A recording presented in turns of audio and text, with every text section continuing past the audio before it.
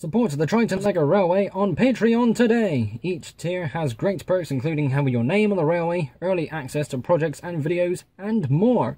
If you like what you see and want to help it grow, join the Triton LEGO Railway on Patreon today! Link in the description below. Ladies and gentlemen, hello and welcome to another LEGO Trading MOC Showcase video. This is on something that some of you should be familiar with, and something quite exciting for me. This is an update on my 7-wide LNER P2. So we have the obvious difference and some necessary differences.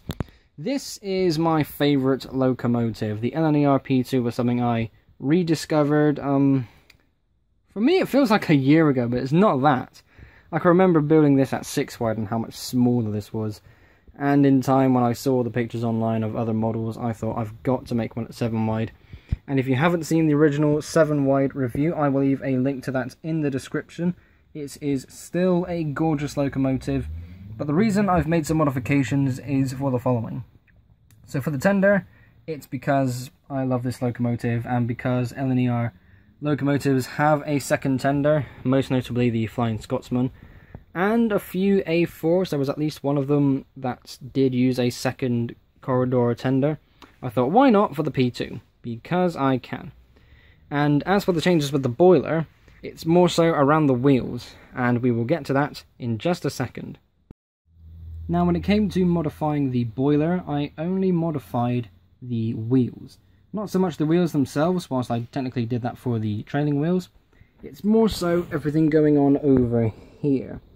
I'm using the torch on this camera because there's a lot of black bricks here and it's a bit difficult to see. I do apologise, but this was something that had to happen.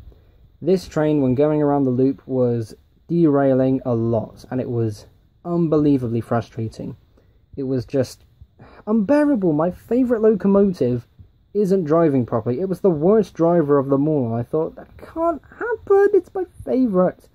So, here's what happened. If I just move in just a little bit closer and get the camera to focus as well. There we go.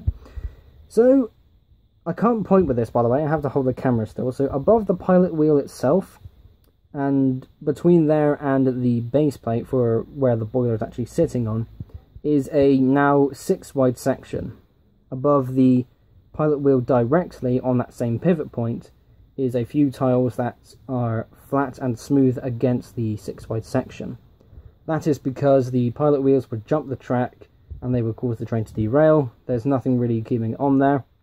And when it went around corners, it would sometimes just catch itself on the cylinder and sometimes some of the bricks above it. And the way that it's built now, it is absolutely not jumping the track. I can now get some high speeds with this thing and it will run much smoother than it had been previously, which is wonderful.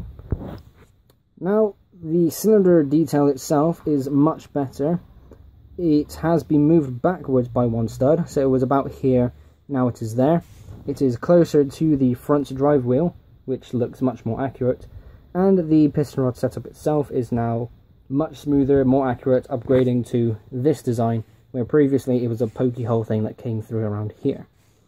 It is very good looking, it is very smooth, and I love it very much.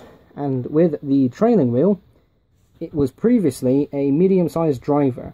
Now it is just the size of a standard train wheel. That is because I had to take that off and replace it with this for use of the second tender. So, all in all, this is now a much smoother running locomotive. Yeah, let's go with that. Words, how do they work? But nonetheless, the boiler is up to date and it is just a better functioning piece. The first tender isn't too different to how it looks previously, but there are some changes and I will go ahead and show those off. So firstly, along the top, the coal bed is much longer. There are 2 tiles along here that kind of take up a bit of space. That is because this is a corridor tender. And there is the corridor in question. You can see it down the side. Ah, how cool is that? This is the same design I used for my Hush Hush, which also uses a corridor tender. The Flying Scotsman does have 2 tenders and technically is a corridor tender. However, I didn't put in enough detail to make it happen, mainly because of the power functions that are being used in that model. So I'm going to have to take this off the track to be able to appreciate the other details I've added because of stupid lighting, but, you know, should be used to that by now. At the front, next to the corridor itself, I have a little hopper? Insert? What would you actually call that? I don't know. But basically, it's the appropriate space from where the coal is filled from the top, makes its way down to where you can shovel it out and put it into the firebox. There is the shovel in question, just to add a bit more livelihood to the cab. And next to it is this sort of 1x2 tile along here. That is supposed to represent the cab member's locker. So if you're having a shift and you've got a bag with you, you've got a few things, you can't store it in the cab itself, so you have a little locker here, and I think that is amazing. I cannot confirm, however, if this is on this tender in particular, but it is a thing that I know exists, so I'm just going to keep it there because it's a detail, again, that I know is real, and it's something else for this model. So back onto the tracks temporarily, just to talk about what's going on along the side.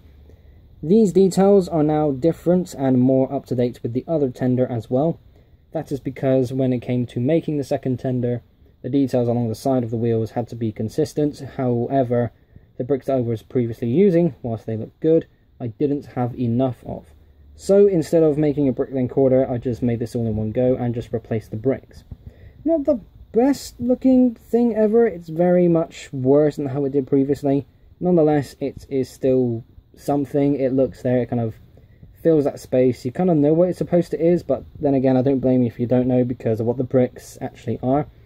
Nonetheless, that is the overall look and modifications to the first tender.